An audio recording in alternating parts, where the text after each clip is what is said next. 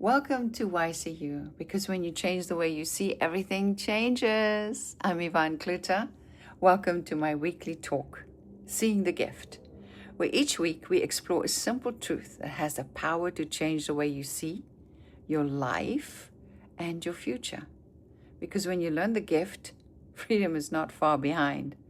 This is a little bit longer than my usual 365 gifts, and we go a bit deeper into some subjects. So this week we talk about the second arrow of why do we suffer twice. Have you ever noticed that sometimes the event isn't what hurts us the most? It's everything we tell ourselves afterward. Someone ignores your text. You don't just experience silence. Your mind says, they don't care. I'm not good enough. I've been rejected. One event has a million stories. Years ago, the Buddha spoke about something called the second arrow.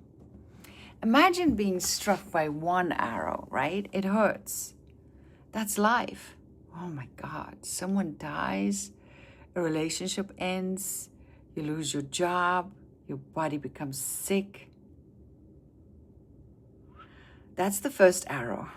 But then we pick up the second arrow and we shoot ourselves with it. This always happens to me. I'll never recover. God has abandoned me. My life is ruined. I'm totally alone. Well, the first arrow comes from life. The second arrow comes from our interpretation. And often, that second arrow hurts far more than the first. That doesn't mean we deny pain. God knows pain is real. That's all we know on this earth, right? Grief is sacred. Oh my God, that means you loved and you loved so deeply. Loss deserves to be felt, but suffering becomes endless when we confuse our thoughts with the truth.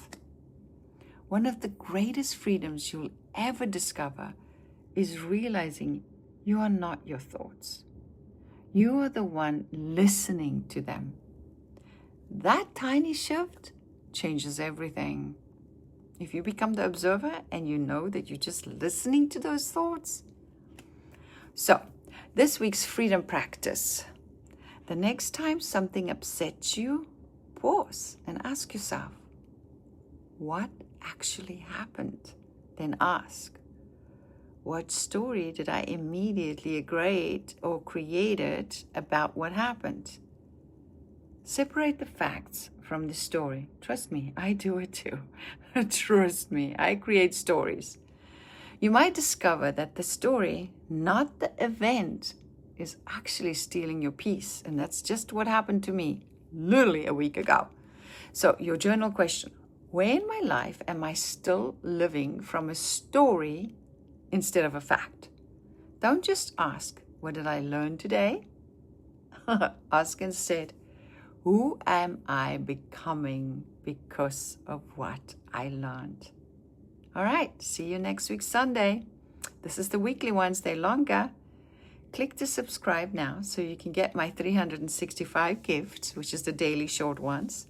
These weekly ones, see the gifts, and then my monthly freedom talks that will push you further to freedom with solid exercises, practices, and experiences.